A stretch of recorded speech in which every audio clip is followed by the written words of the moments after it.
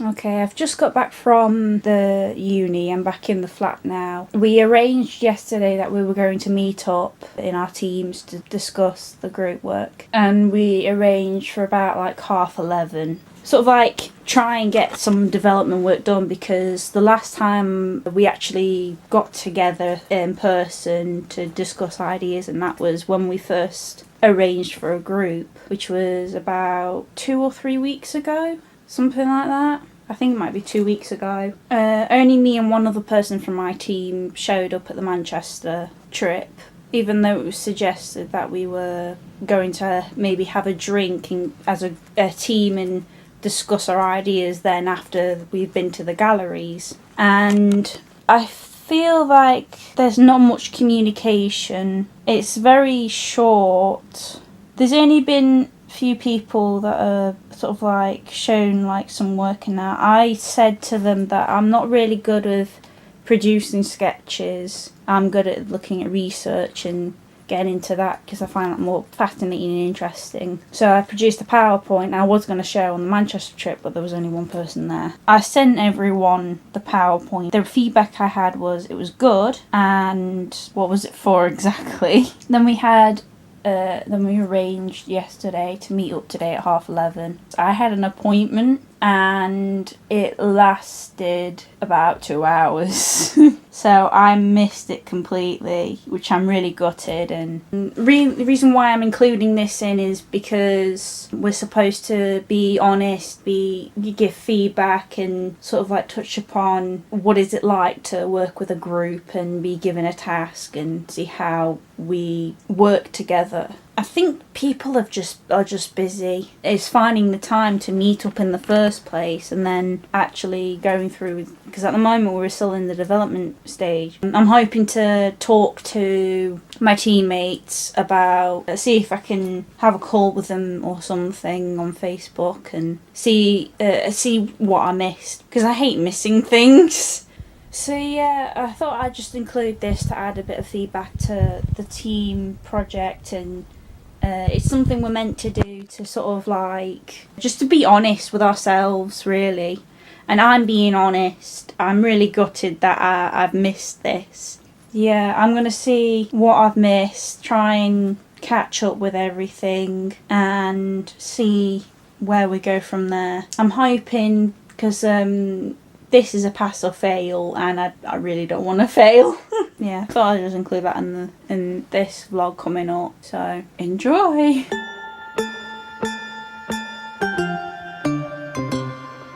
2017's Patronus app, we thought the best way to generate interest around the university would be with an application. So there'll be small birds located around any pieces of glass at university. People can go up to that, scan it in, and then it will add the pieces of the bird to their app so they can customise it. So let's talk about the points of interest. We've got the most interesting person. Hey. Hello.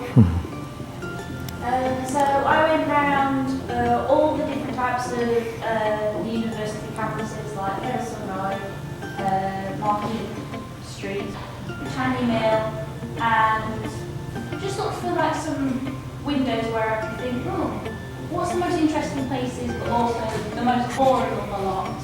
Because what we want for this app is it to be fun and creative and try and engage you with more random campuses. So we've got some windows here at Harrison Road, and I thought another interesting place would be the Unibuses, which is outside of Harrison Road, whether it be on the bus park or inside the bus. What's yourself? We're very much happy to be able to do this. Technical ambassadors, two ambassadors, the goals, little passports, or on these used to spin the glass, those are things that no one and what we first did. And one of those acts on the board of energy one. And this is good news, not one. No, really, another one. I don't think it's passports, goals. Anyone can this one? The entrance to the interior or the entrance. Okay, so the first thing to go to me is I made a logo. I tried out loads of different sketches, and my first thought was like a bubble logo because I thought it'd be more fun. But after sort of drawing out Photoshop, it seemed a bit unprofessional. So finally I came up with this. It kind of was a bit of everything that I tried so far. It keeps sort of the fun element and the tropical element we were sort of going for, but it looks way more professional. And then I was also in charge of UI, so I started making a colour scheme, tried loads of different ones, but a lot of it was a bit too in your face, you couldn't really read a lot. So I did a sort of yellow and peach scheme, so it's sort of softer but keeps that tropical element. And I also made a load of customisation pages just to show the different elements and stages you can go through making your bird. And at the bottom there's an options page where you can go to the profile, take snaps, chat to other users, find your friends on there and settings which will basically go through sort of anything you need to run that. And hand over to Mike. So it's one of the illustrators that I'm looking at actual drawing of birds. So probably wondering which birds should we look at. Well, we've kind of decided on the birds that are recognisable and iconic. So we don't want anything to understandable to instantly recognise what we're looking at. Especially distinct features.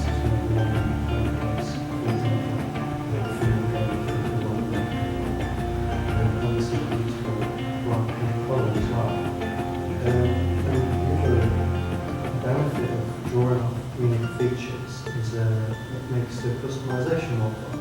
So you can play around with really black looking sort of birds. So having all different illustrators in our group, each with very different styles, we decided to come up with our own visual versions of each bird. So some are very detailed, some are very simple around drawings. So we will use different styles and versions of these birds. It gives the user an option to choose from, which makes it more fun and exciting. So now we've got Daria's mock-up of what the app will look like when it's loaded up. Get that to actually play.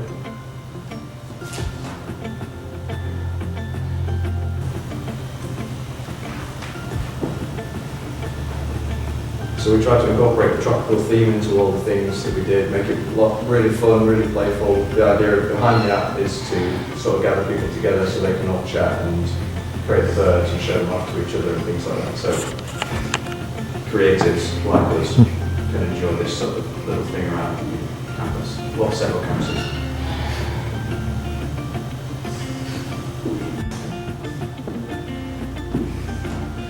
So you're probably wondering at this point, how we manage something like that. Isn't that really intensive on the Illustrator side to design every customization option for the birds? But it's not actually the case. Since it's all done in separate layers, we just make a layer for the body, the beak, the eye, the legs, and the wings, as well as the colour palette. And after that, you can just mix and match as you choose to make your own wacky creations there. So that's the chicken on its own, the flamingo on its own, the dodo on its own. And here's the combination of all three, so the body of the chicken, the beak and legs of the flamingo, and then the colour palette of the dodo. So that's sort of what we're aiming for. We want the users to be able to create these on their own with pieces they find around the university.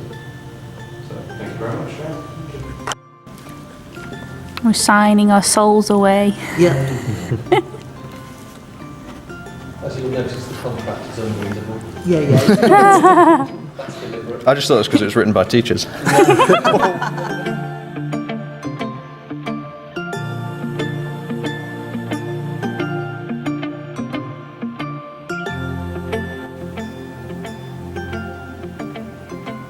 This is just for aesthetic purposes. There's nothing in this mug. I thought this would be an appropriate time to reflect on my first team pitch and my vlogs on what I've done so far. As shown in our pitch, my section sort of dragged on for a little bit. I must admit that I did not prepare nor rehearse a script for my part, mainly because I thought it would come out more smoothly. Alas, it did not. Hence why I repeated myself a lot. Even though that me and my teammates didn't really speak to each other for a few weeks, I was impressed that they still had been working on their parts in their spare time. Because my part was preparing and presenting a PowerPoint, let alone finding locations for where our birds could be, it literally felt like I was doing nothing. It's not the best feeling to have, but when everyone started to send in their work, I started to feel like I was needed again and more involved. As stated at the beginning of my vlog, I did miss my second meeting with my teammates. However, when we did have our video call on Facebook, I was able to catch up on what I'd missed, and as you can see, we decided on the Build a Bird workshop, which we renamed it to Flip the Bird. This means that we can put together our individual styles and no one's really left out. This project, in my opinion, feels very ambitious, and in the end we all decided to maintain contact through Facebook. I come from a tea tank to a mocha connoisseur to a milk expert. Now, some self-reflection. When I uploaded my first vlog, I was scared and it felt weird. I wasn't used to talking to an inanimate object and editing myself. I was quiet, self-conscious, embarrassed, and incredibly shy. There were times where during my editing process I would pause and make fun of myself unnecessarily. But the reason that I always reminded myself of was why I was doing these vlogs in the first place. Mainly because I knew I could build up my confidence, I can gain new skills, and I wanted to try something new. Also the fact that I prefer talking than writing. Looking at my first vlog up to my 7th, I definitely can see that I have grown as a person. I feel like my skills along the way have improved with editing, and I've also have become more confident. Most importantly, I'm kind of used to it now. In fact, I enjoy putting the extra effort into these vlogs, making them as entertaining as possible and also as helpful as possible to myself, my friends, my classmates, and you. I also want to make these vlogs as informational and as educational as I possibly can, not only because it's part of my course, but also I hope to pass on a message and to inspire those to grow as a person. Of course, there's things that I would improve on in my previous vlogs. For example, my second vlog, as you can tell from how long it was only 5 minutes long compared to my other ones which were over 10 minutes long. And I feel that it lacked content. There were things that I probably could have explained more on, but I didn't. The vlog that I'm most proud of, that I feel that I've put the most effort in, was my third one. I had a tip from one of my flatmates who does film development to maybe try and entice the audience in. Now, with my tone of voice, I felt it was a little difficult because I always sound sarcastic. However, I attempted to read a section of a graphic novel which had turned into a film, and maybe put some ambient music to try and grip people in, and I felt that for my first time doing it, it was okay. I was quite impressed with it. Talking about artists, like graphic novels that I love as well, and how some of them won awards, opened my eyes. I was learning something new as I made that video, and I hope you guys did too. So I want to thank you guys for watching, and I hope to see you next time. Stay thirsty!